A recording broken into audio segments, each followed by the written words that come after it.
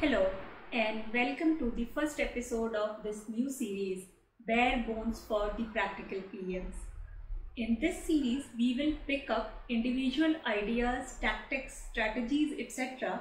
that product managers encounter and lay them out bare for you. We will try to sort through the fluff, go to the essence of the idea and discuss where they work and where they don't. We are going to start with a concept that you all must have heard of, that of gamification. The idea is so popular that these days every reward, every little spinner wheel and even actual games are being called gamification. Because of this, the real power and the understanding of gamification as a concept is often lost. So let us claim it back, shall we? What is gamification? The idea isn't complex. Anybody who has played a favorite game over and over knows that there is something about a good game's design that makes you stick to it. These games are addictive to play. You may not derive any rational benefits out of them at all. In fact, you may end up spending a lot of money and investing a lot of your time into it. But you play them again and again anyway. There is a certain intrinsic motivation that these games seem to trigger. Gamification is an attempt to bring that something into your product so that your users perform certain desired actions on your product with the same intrinsic motivation that gets triggered by such games. Remember, when we are talking about gamification, we are not talking about creating a game itself. Creating gaming products is an area in itself and a specialized one. Gamification, on the other hand, involves using gaming concepts to trigger a game-like intrinsic motivation in a non-gaming context and hence has a wider applicability. So, what triggers the intrinsic motivation to keep playing the games? Levels, points and badges, competition, etc. seems to satisfy some core urges that we have.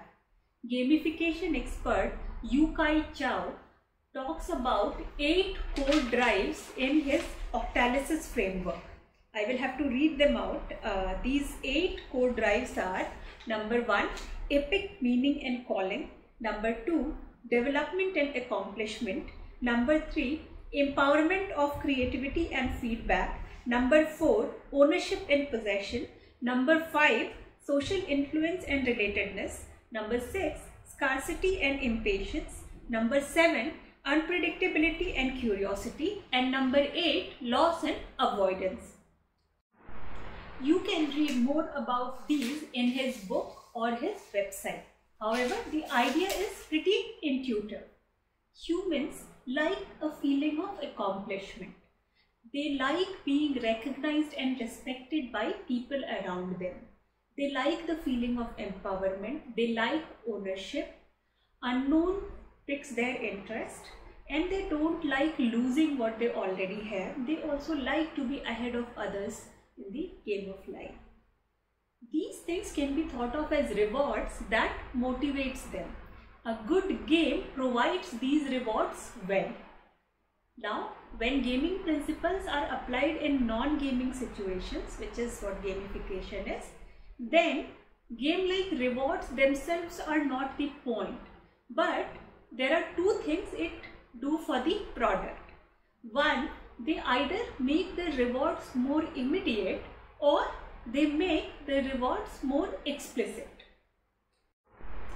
What do I mean by that?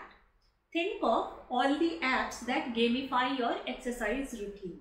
Now, if you stick to a good exercise regimen, you will ultimately get the rewards. You will feel healthier and feel accomplished because of that. You might be able to manage your weight better and feel empowered by having that control over your body. And once you have experienced a healthy body, you would not want to lose it and hence continue with your exercise regimen to maintain it. However, there is a problem. And the problem is that reaching the point where rewards kick in takes time. That's why you tend to slack off before ever reaching that point where the reward will become its own motivation. In the initial days of your regimen, you don't feel anything good at all and hence stop doing your exercise. Enter gamification and it changes the game, so to say.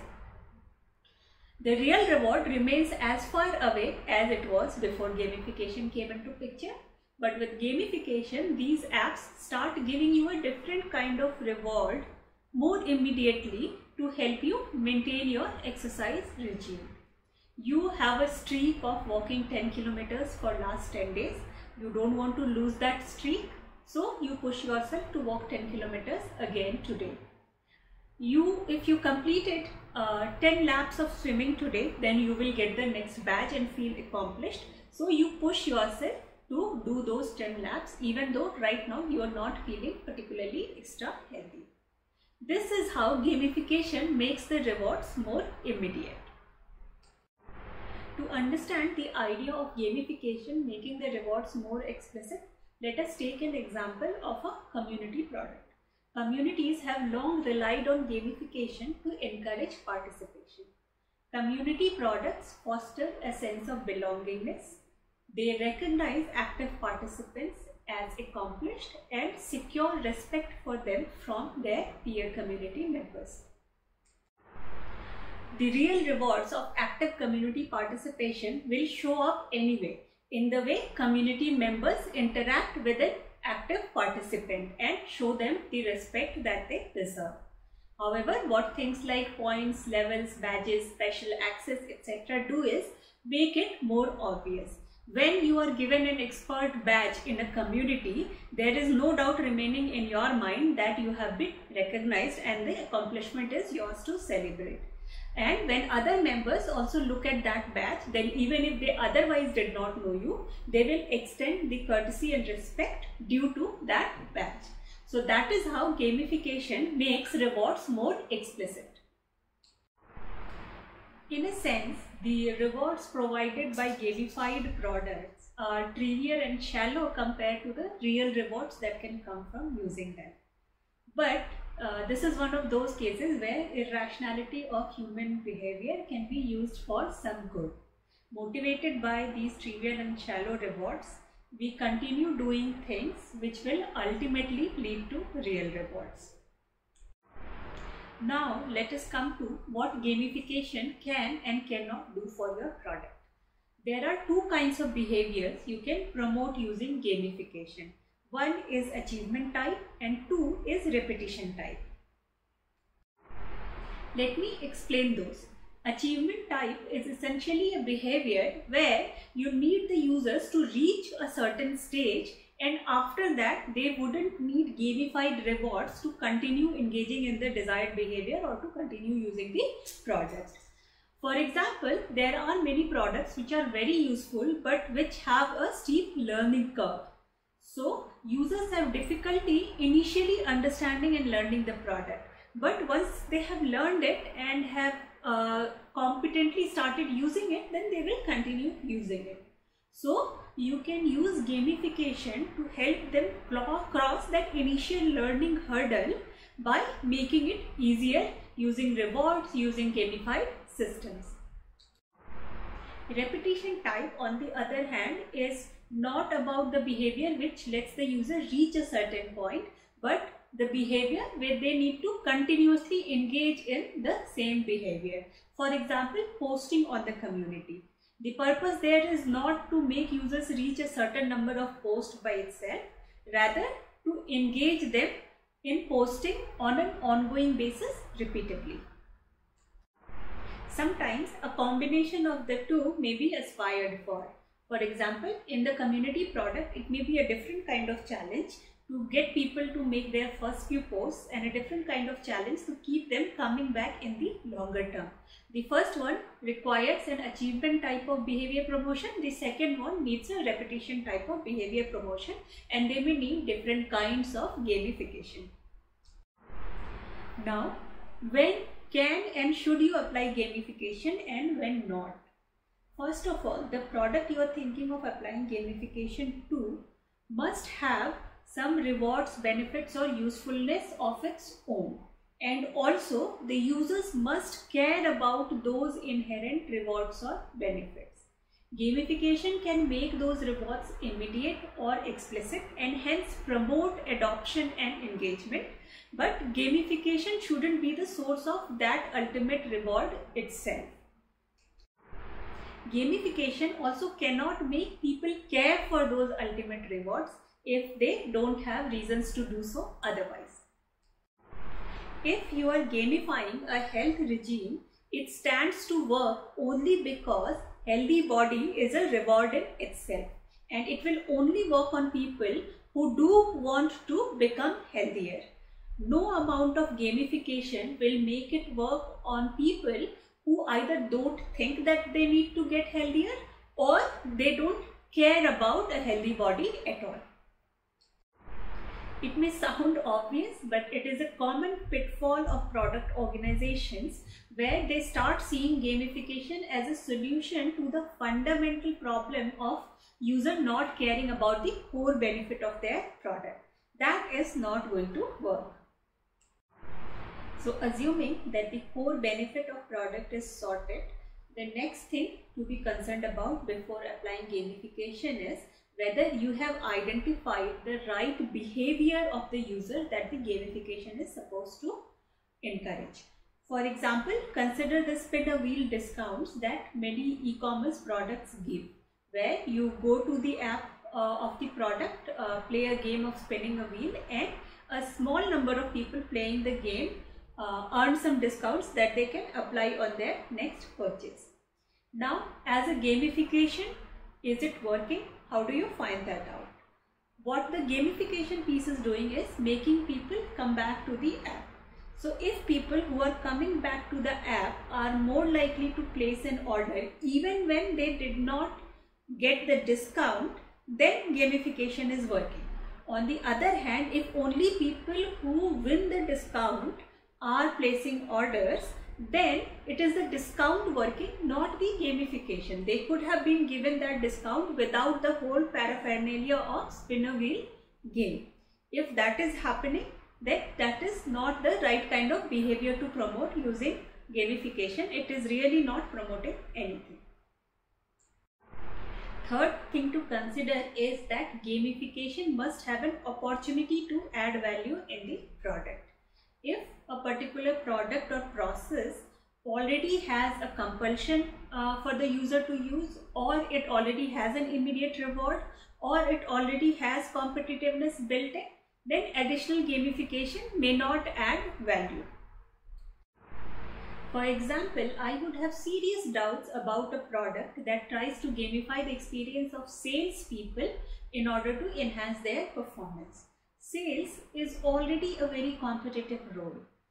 A lot of compensation of salespeople is already tied to their performance. Different kinds of recognition and rewards among peers to encourage aggressiveness is already an established practice in the profession or management of the team. So a product may be able to capture all this behavior, but there is no new opportunity for any kind of gamification to add value here. Then gamification in an HR product which the employees compulsively have to use to mark their attendance and apply for their leaves would be pointless.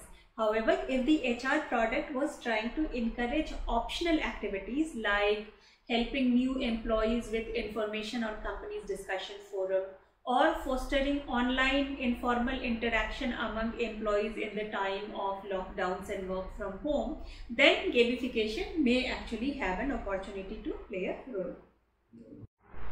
If you have an informational product that immediately provides answers to the questions people have, then the reward of the product is already immediate. There wouldn't be much to gain by trying to gamify that experience. If, however, you are providing a longer term education where the reward of learning and gainfully employing that learning is some distance away, then gamifying the experience can keep people on the path of learning. Finally, when you are using gamification to make the rewards immediate, it is good for promoting achievement type of behavior. It is, however, not good for promoting repetitive behavior, because what it signifies is that the real benefit of the product never kicks in. That is not healthy. Gamification in such cases is a band-aid, a short-term tactic, but not really a solution to the real problem statement of long-term engagement with the product. If, however, the gamification is being used only to make the rewards explicit, then it might be okay to use it in long term also to promote repetitive behavior. For example, in case of community products, where you need people to keep coming back in the long term, and then you keep recognizing them with badges and points and levels and special access, etc. But that is okay, because the real reward is coming from the community and the respect of their peers, and these gamification systems are only making that reward more specific, more explicit.